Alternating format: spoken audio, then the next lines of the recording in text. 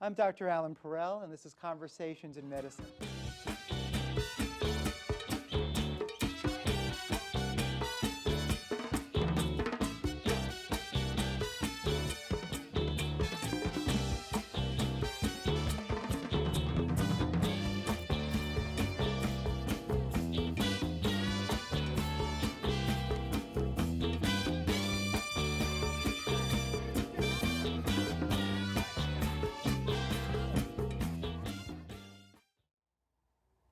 I'm Dr. Allan Perel, and this is Conversations in Medicine. This program brings cutting-edge medical topics to the Staten Island and tri-state community.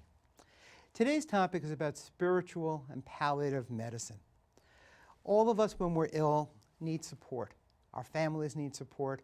And if we're in the hospital, there's a lot of support mechanisms available. It's difficult for both patients, family members, and I'll tell you a secret as a neurologist, it's even very difficult for the physician to take care of both the medical aspects with regard to someone's care and the spiritual aspects.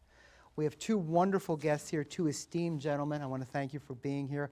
Rabbi Yochanan Ivry, the spiritual leader of Congregation Torah Emes on Staten Island, and a certified chaplain for MJHS, which is Metropolitan Jewish Health System. And Dr. Martin Grossman, a physician and internist, senior medical director for the Metropolitan Jewish Health System, Director of Hospice and Palliative Center. Thank you both for coming. Thank you. We're going to talk today about spirituality. And that's an unusual topic for our TV show. We have a wonderful audience, and that we talk about all kinds of different things like diabetes and stroke and multiple sclerosis. But we're going to talk about the whole person. And this is so important. And I've learned so much from both of you, and knowing Rabbi Ivry for a long time. So let me ask you, Rabbi Ivry, what is the role of a religious person, such as a rabbi or other cleric, in palliative or spiritual care in a person? So I believe you don't have to be religious to have spiritual needs. Every living, you could say, organism has a spiritual identity. And when someone says, I don't believe in God, they may believe in other aspects or other ideals. Even believing in oneself is certainly spiritual. And I remember a conversation I had with a woman over the telephone once, serving on call as a chaplain. She was completely non-religious. She identified herself as an atheist, and yet she found comfort in talking with myself, with a rabbi. She knew I was a rabbi, but it was more the fact that I was there as a pastoral care provider, which is one of the titles that we have, or spiritual care coordinator. And that began a long relationship. And I'm bringing this example for someone that had no connection to any particular faith, yet she found that common spiritual denominator that we all share, and we were able to explore her feelings as a hospice patient, the existential feelings of fear, of anxiety, of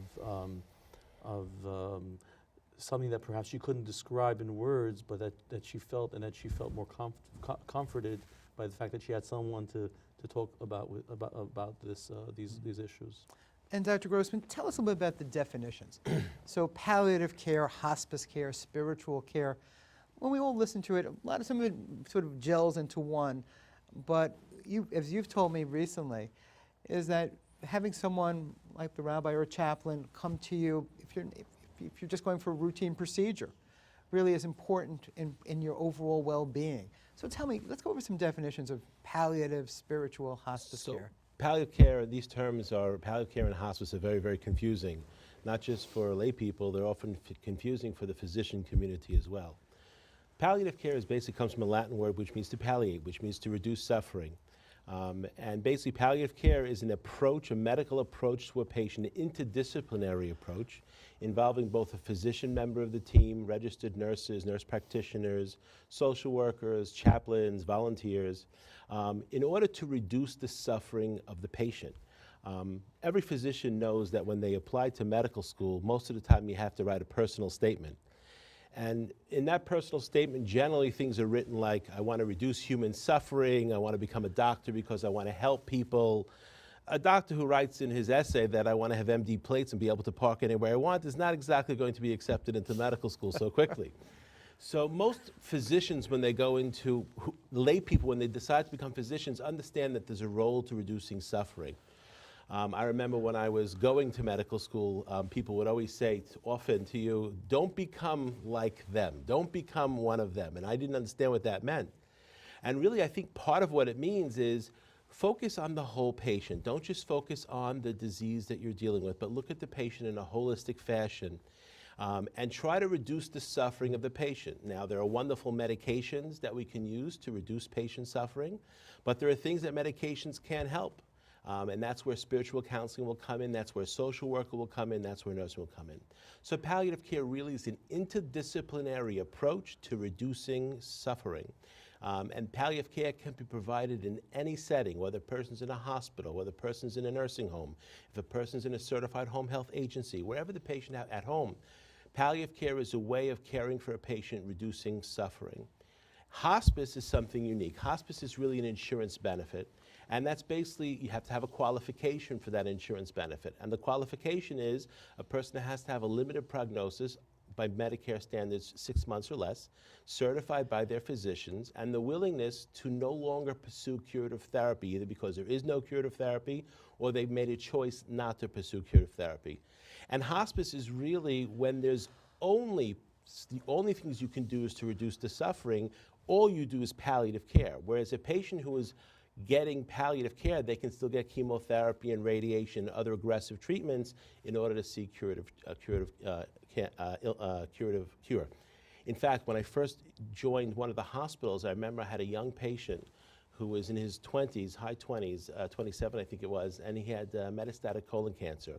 He was miserable in pain, to the point where he really looked like he was dying. And I was able to, with God's help, able to set him up, get him on a proper dose of medications, pain regimen. He was able to be discharged from the hospital, and 6 weeks later actually went to get chemotherapy and lived for another 2 years after that. In fact, he called me a month or so later and asked me if he can drive. I said, that's not such a good idea if you're on a continuous amount of pain medication. But just to show you that palliative care, reducing people's suffering, allows them sometimes to even accept the treatments that they're getting, so they can continue to live. Robert, tell me, who benefits from your interventions? So, I mean, as a chaplain, you do different things, but you're all on the same team. So when someone goes to the hospital, or as Dr. Grossman said, it's at home, in a skilled nursing facility, and I know you've gone to people's homes, how is it made? How's the connection made? Does someone call and say, I need to be seen? How does it all happen? So we all assigned patients, and generally it's usually according to faith. When I say faith, it could be someone who's not religious, but they identify as being, for example, Jewish or Catholic or Protestant, whichever the faith may be, or Muslim. And we try to ascertain the spiritual identity of the person. And then we assign the chaplain. The chaplain reaches out either to the patient or to the family members if the patient is incoherent,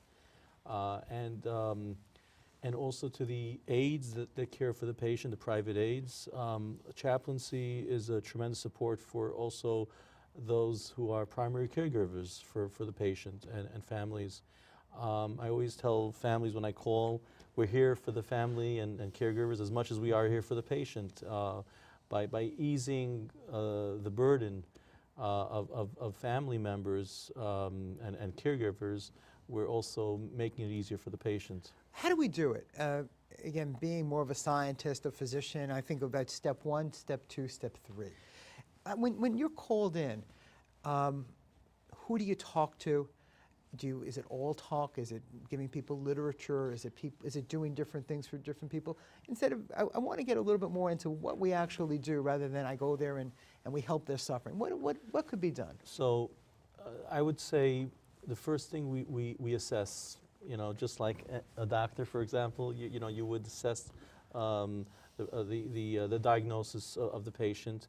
You want to see there is a concept that we call in clinical pastoral education a spiritual diagnosis. Is the patient suffering distress? Is there you know, a fear of dying, for example, in hospice? Is there unresolved issues? A lot of times life review is what we call unpacking the history of the patient and their families is a tremendous help in terms of finding out where the patient's at, and also thinking of a plan of care of how we could assist the patient. So oftentimes when we're dealing, for example, with a Holocaust survivor, one who went through, you know, the horrors and atrocities, sometimes we have to be careful how to bring up that part of their life, and be sensitive to that, as well as sometimes they need to share you know, their experience, the horrors and sometimes it's the families that need to share of the nightmares that the parents would have waking up in the middle of the night. So it's a lot of life review that we do, diagnosing the patient's spiritual state, and then thinking of a plan of care, of a plan of action. You know, what we would like. Now, we're not going to solve all the problems, because spiritual care is not about solving problems, but it's about bringing comfort and a sense of presence. You know, there's a famous psalm that King David writes, "Imi anochi b'tzara." You know, God tells us, "I am with you in your pain." You know, being there, I think, and that's something you find universally in all faiths, I believe, and traditions, is having that presence. When you find that presence with someone who is going through a crisis, or their family members, I think that's the most valuable care that we could provide. Dr. Grossman, we spoke about some of the science behind this. And you're a physician, I'm a physician. We talked about Kubler-Ross and some of the science behind this. And Rabbi Ivry is also talking about the science, the idea about, you know, almost a stepwise progression of what people do. Could you go over a little bit about the science of someone who is in palliative or needs more spiritual care? And as we said before, and I'm going to really try to emphasize it, this is not for just people who were not going to live 6 months. This is just for people who need spiritual help to get through a medical crisis, and that's what we're talking about. So maybe you can give us a little bit about what's available in the literature and where we learn these things from. So science is based on measurement. You have to have something to measure in order to be able to comment from a scientific point of view. It's hard. What do you measure? You measure patient satisfaction. Well, that's something you can measure. Do you measure, you know, survival, mortality? What do you measure? So, I could base it. You know, there is some literature to suggest that patients who have their symptoms properly managed, which would include, you know, spiritual symptoms, will live a little longer. But I can tell you anecdotally, the relief that I will see when I'm coming in a medical situation where a patient has advanced illness, and often I find that, you know, they always have to let the doctor in the room. Sometimes they don't want to let the spiritual advisor in the room because for whatever reason they may have issues, why me? But they have to let the doctor in the room. And so I, of course, will go into the room, speak with the patient, speak with the family, deal with the medical issues at hand, which are often the very relatively easy issues to deal with. And then I will ask them if they have any spiritual needs. And that often opens the door. And I can just look at their faces. You see patients and families, the relief that they see when actually the physician is advocating for that spirituality. And whatever it might be, whatever their religion is, to connect them. It's a major, major source of strength for people during life, and certainly when they come into the end of life. And as a physician, I feel obligated to be able to bring that to them.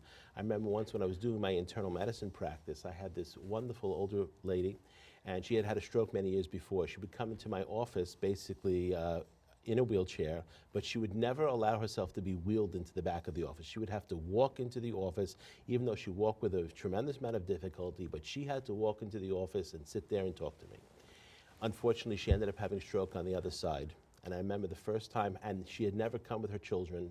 Her sons brought her to the office, and they had to wheel her into my office. And I can see her face. She was totally dejected. And she basically said to me, "I want to die." I said to her, why? And she said, well, because I'm such a burden to my family, and I can't walk.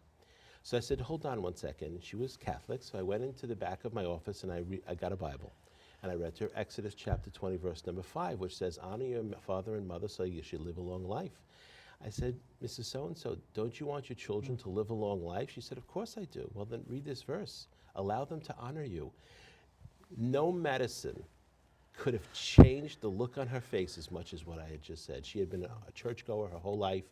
It really brought her, and the fact that a physician was actually saying that. So measurability, I can't say. All I can say is anecdotally, based on my experience, for sure, patients do better when they have a connection to, and that is supported by the medical literature, that patients' outcomes are better, family outcomes are better when there's some type of a connection to faith.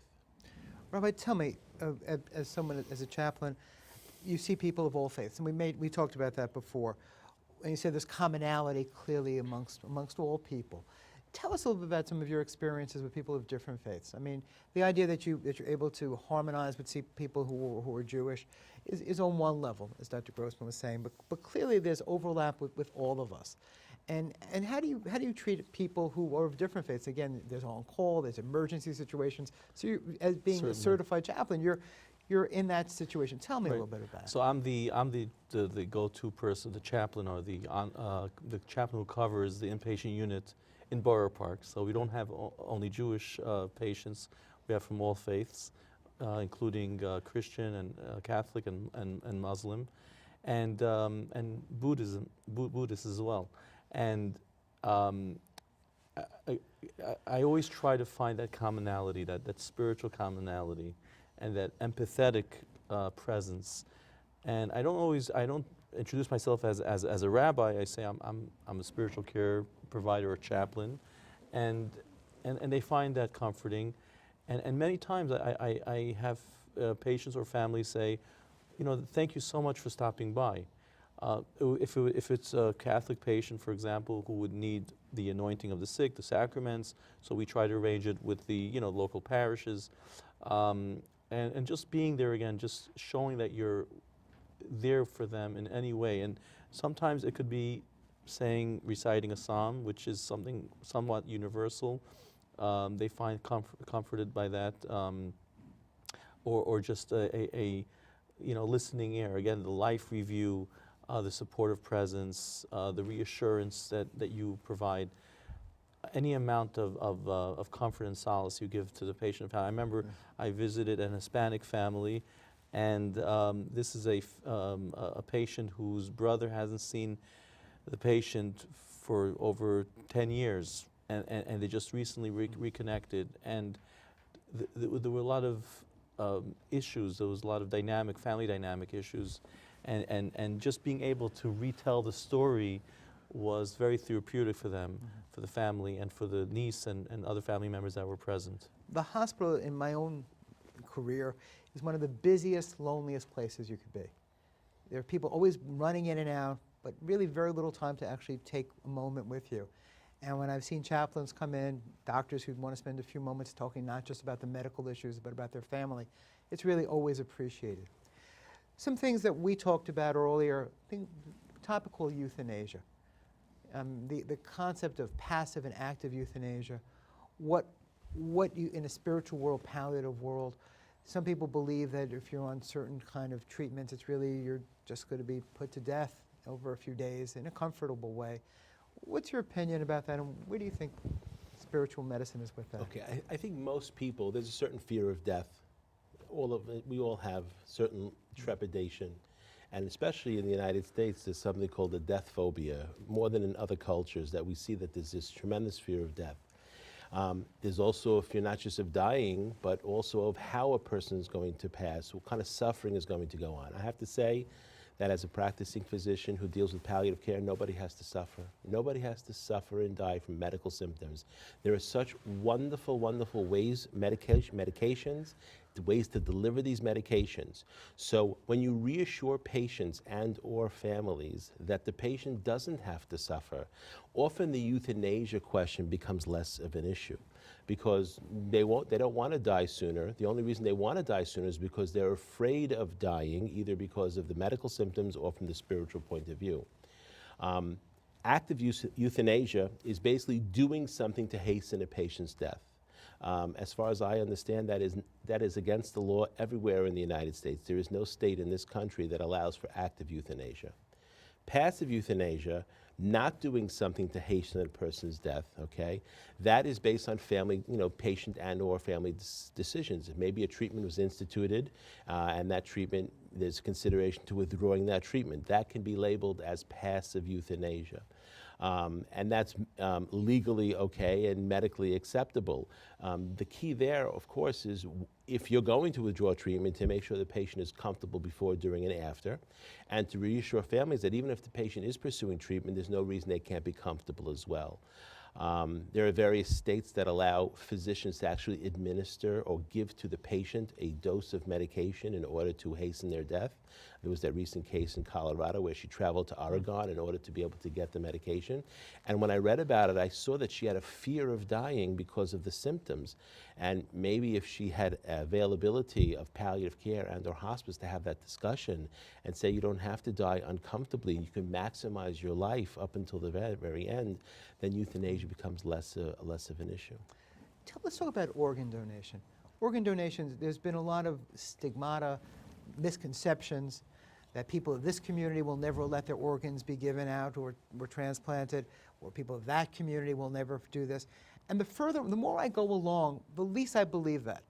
I've seen people of every community basically allow for organ donation for subsequent transplant. Or religiously, not just talking about Judaism, but other religions. What's been your experience with regard to organ donation, Rabbi? Well, the body is sacred, and as is life, and obviously in all faiths, we try to preserve life as much as we can, and having the ability to have transplants and saving life certainly is something that I believe in most religions. I wouldn't say in all, because I know that there are certain religions that don't allow, for example, blood transfusions, for example. So most, perhaps, we would say most religions would consider that a very certainly warranted and a virtue. Kidney donations are something that is very common. I know, for example, in the Orthodox community, there are many organizations that are assisting patients and families. So certainly anything to preserve life. Of course, there are detailed laws in terms of what is permitted. For example, when it comes to heart transplants, which it gets more complicated, especially when we're dealing with the donor who's brain death, and therefore somewhat there's a controversy within that itself in terms of the Jewish, for example, the Jewish law. But on the general scale, certainly organ donation certainly something that is something that would be a tremendous mitzvah, if you will, right. to sustain life. And what greater, as a famous saying, someone who saves one life is as if they save an entire world. I'll tell you something that was very interesting over the last few weeks at the hospital I work at. There's a patient with AIDS who was dying of his disease. Even though we think AIDS is a curable disease, it's not. Not in all patients. Not many patients do poorly. And the organ donation people were there. And for many years, we would never even consider transplanting an organ from someone who had AIDS. And they came in, there was a new edict that came out that they can harvest or transplant organs, and we go from one AIDS patient to another. And it was a very interesting concept of how they would treat someone, especially if their we call their viral count was low, that we still would be able to do it. So, Dr. Grossman, in your interaction with families, what are their opinions about organ donations? Do they feel a solace in helping other people? And what's your experience been? Unfortunately, most patients who are organ donors, especially for things like heart and liver, lungs. These are usually tragic accidents. These are healthy young people that were involved in some type of an accident and they become brain dead or from their accidents. And this is a sudden, it's a very, very difficult thing for a family, especially when, it's such a suddenness and a young person. And, they often, in my experience, the approach when it's discussed with them, assuming that their religious and cultural allow that, it gives them a certain solace that they know that even though this person that they love so dearly, their life is ending, that they're going to give life to others afterwards. I think there was a movie not too long ago where they invited the people over who received all the organs from a certain individual, and they had this get together. I'm not sure that happens in real life. Maybe that's just the movies. But one can understand that people will say to themselves, okay, this is a tragedy, but we want to be able to try to turn something that's tragic into something that is actually less tragic, and organ donation will often help with that. Now, with education, and if we have a wonderful audience who we cherish very much, the idea of what you do you think it gets underutilized, overutilized, properly utilized? Because I want our audience to know that people go to the hospital all the time, people wind up in chronic care facilities many times, people are home, in need of your services. First of all, who do they contact? And again, we're not going to talk about an individual service. They just go through a local organization. How do you figure out what to do? People are listening and saying to themselves, I wish someone would go visit my mom who's 90 years old, who is frail at home and can't walk, or there's a family member who's taking care of them. How do we get this all there? And how would you tell them about all this? So the first thing is palliative care, and especially hospice, are some of the most underutilized services that are available to patients. Palliative care physicians have expertise in addition to managing symptoms, to helping a patient and or family clarify the goals of care. We as physicians are responsible for making a plan of care, but we are not responsible for the goals of care. We're supposed to elicit those goals of care without paying attention to what our own goals are, elicit those goals of care from the patient and or family, and that requires honest and open communication, which sometimes physicians have a difficult time with that for various reasons. So palliative care is certainly underutilized, and hospice is certainly underutilized. People are often pursuing treatments because they're looking for that cure, they're looking for that hope. We never want to take away a person's hope, but what one needs to do is look at the big picture and see, is this treatment going to help me? What if I don't take this treatment? What are the other options for me? There's so many people that die uncomfortably, and there's no reason for that to happen. And palliative care and hospice are ways to, in addition to managing the symptoms, help with the loneliness that happens when people are coming to the end of life. So, Rabbi, if somebody's looking for this care without a specific organization, who do they call? So there's usually the doctor that refers the patient. There's recruitments, the recruiters who go to the hospitals, and even clergy. I referred several patients from families who approached me, so it could be from and that's any throughout community. all 5 boroughs, and that throughout New York City? Certainly. And New Jersey? And we have our hotline for MJHS. If I could give it over there. No, I think okay. They could look that up. Right. We're coming to the end, and I want to say thank you both for being here. I learned a lot. It's a pleasure to hear it. Sometimes as a physician, we think much more about the numbers and the CAT scans and the MRIs rather than some of the emotional needs of the patient. And I want to say thank you for really bringing your services to the community. Thank you. Thank you. Welcome. Thank you.